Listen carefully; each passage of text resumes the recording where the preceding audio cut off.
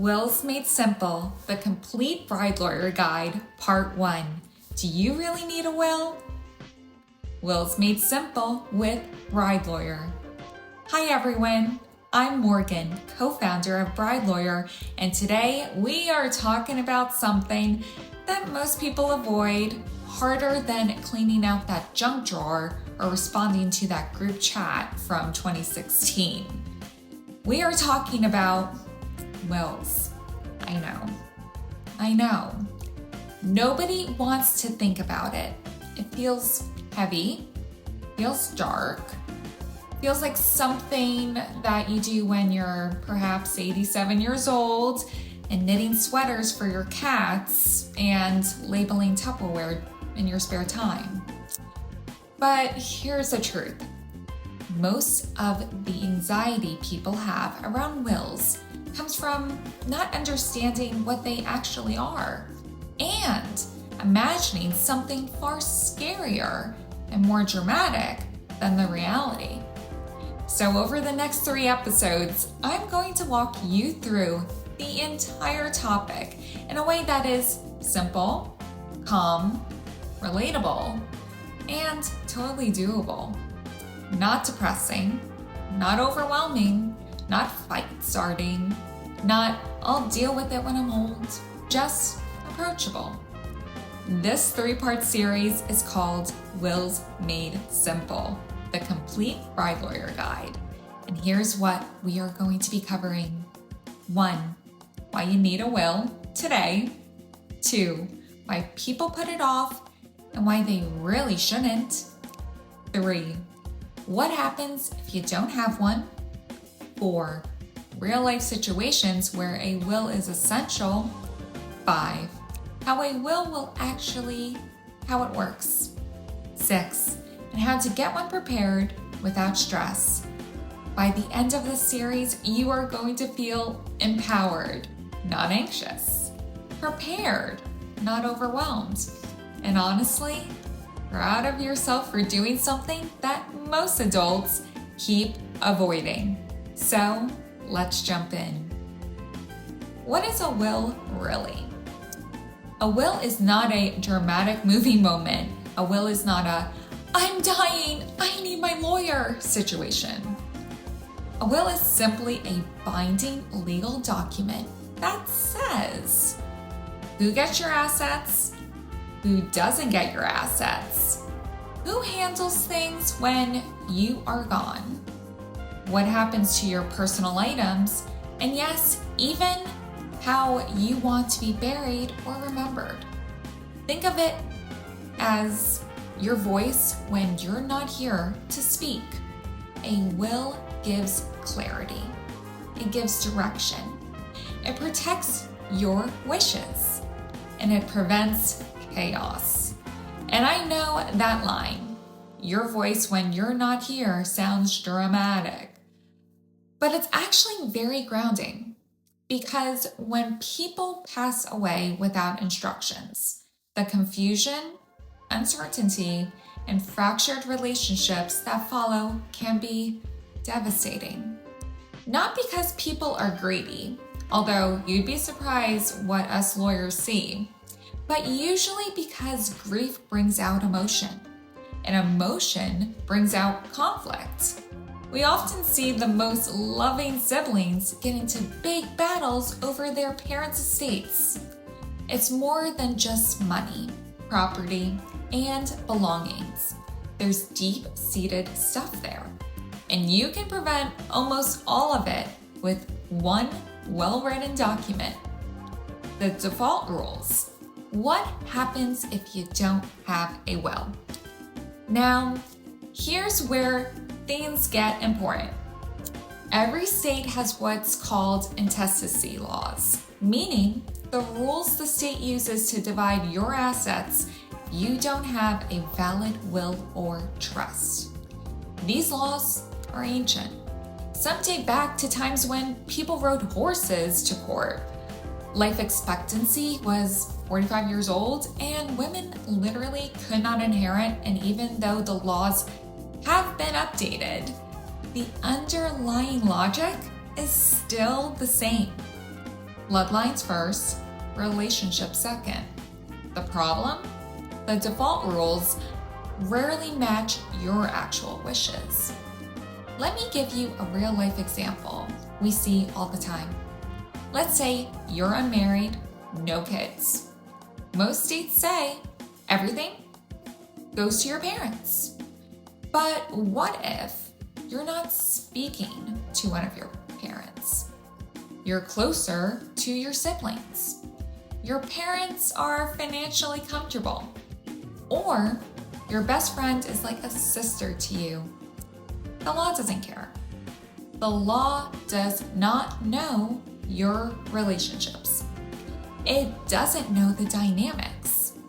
It doesn't know your boundaries. It certainly doesn't know your history. We've actually seen situations where a client was incredibly close to a best friend or a cousin, people who were truly their chosen family, but estranged from a parent or sibling.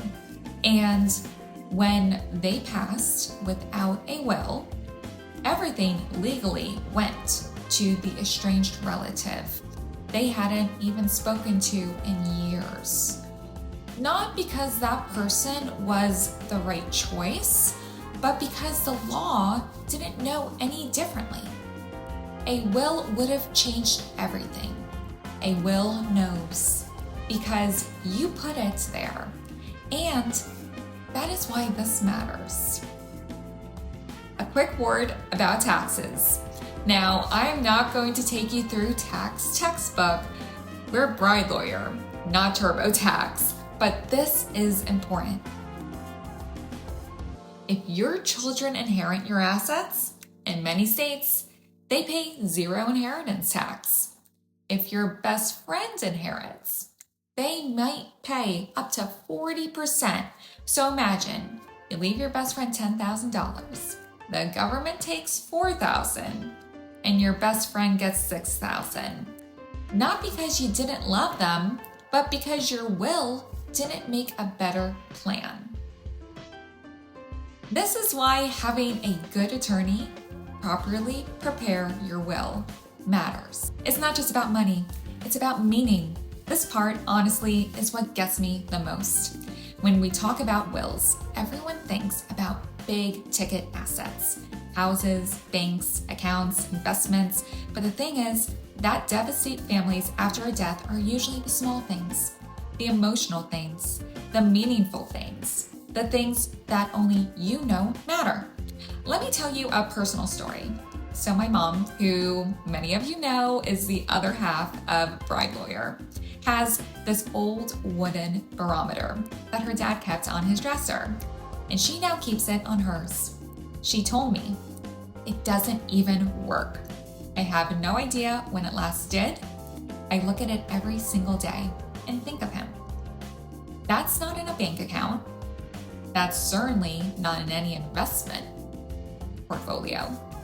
That's not something the law sees as valuable, but she does. It doesn't even work, but it's priceless to her. And that's what a will protects. The Chanel purse you saved up for, your old Beanie Baby collection in a moldy trash bag that only you and your sister would care about because you spent so many hours together playing with them. Your grandmother's $12 costume jewelry that feels like a hug from the past. The photos your partner would accidentally throw out because they think they're just papers. The felt pillow you made for your grandmother that you want your daughter to give to her child. Without a will, someone else decides. And usually, they decide really fast. When people are grieving, they clean, they purge, they deal with things. Once something is thrown out or donated or boxed away, it's gone. Okay, there was an exception I know of. My grandpa collected chess sets. My grandmother sold off one of his sets to an antique dealer before finding out that it was one set that my aunt wanted, and my aunt and mom sent her back to that antique dealer, who resold it back to her, but at a higher price.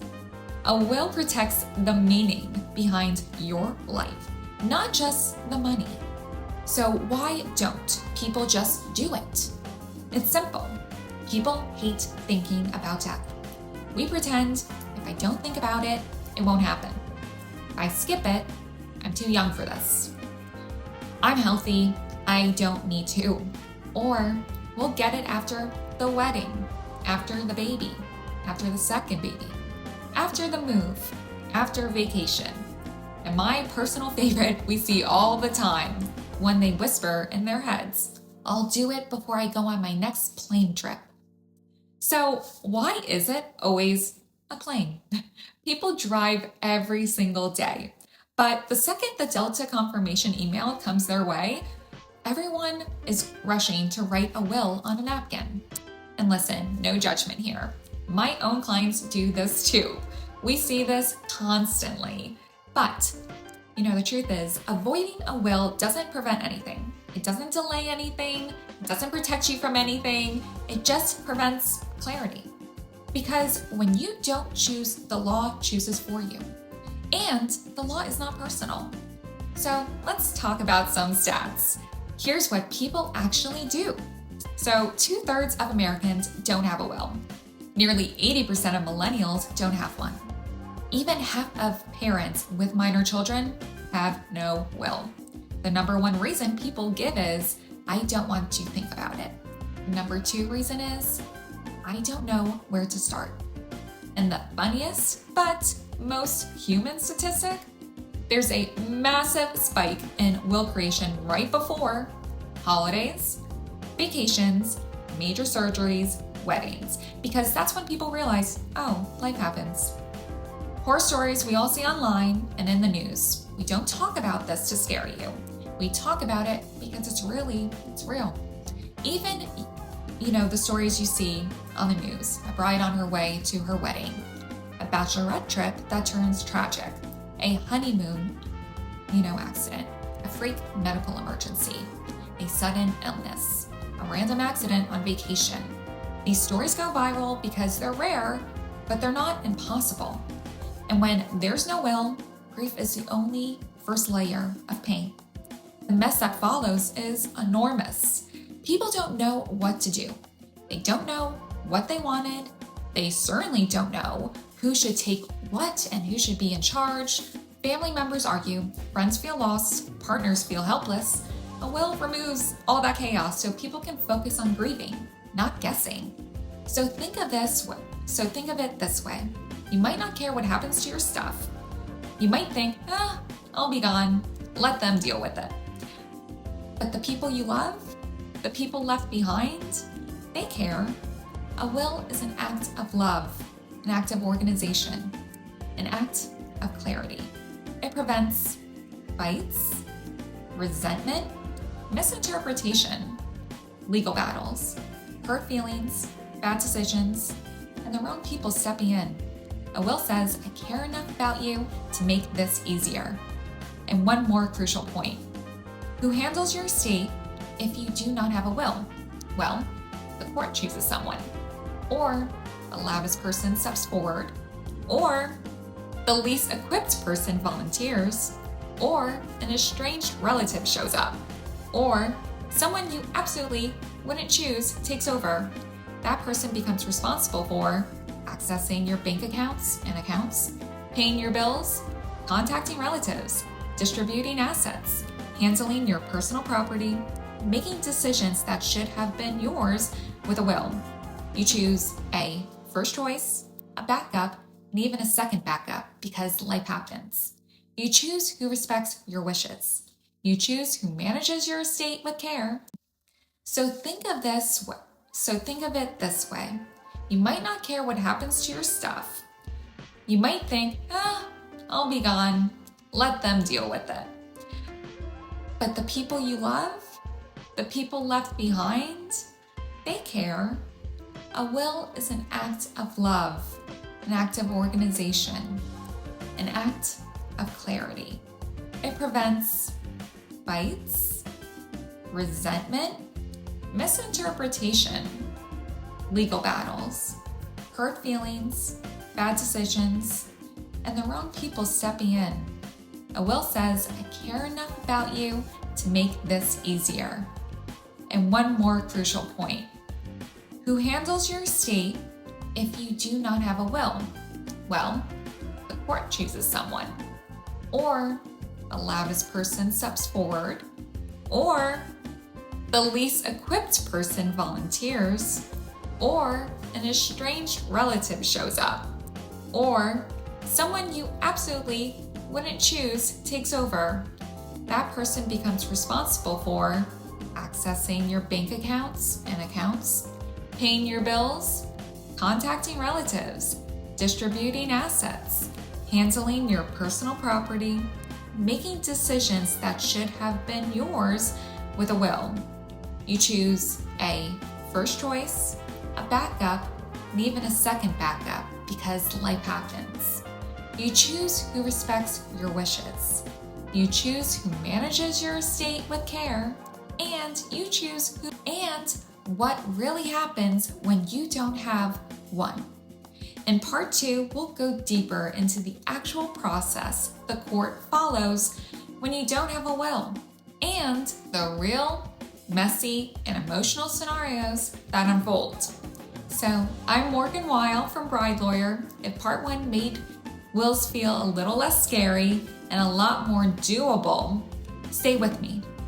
Part 2 breaks down what happens if you die without a will, the process, and scenarios where you absolutely should have one.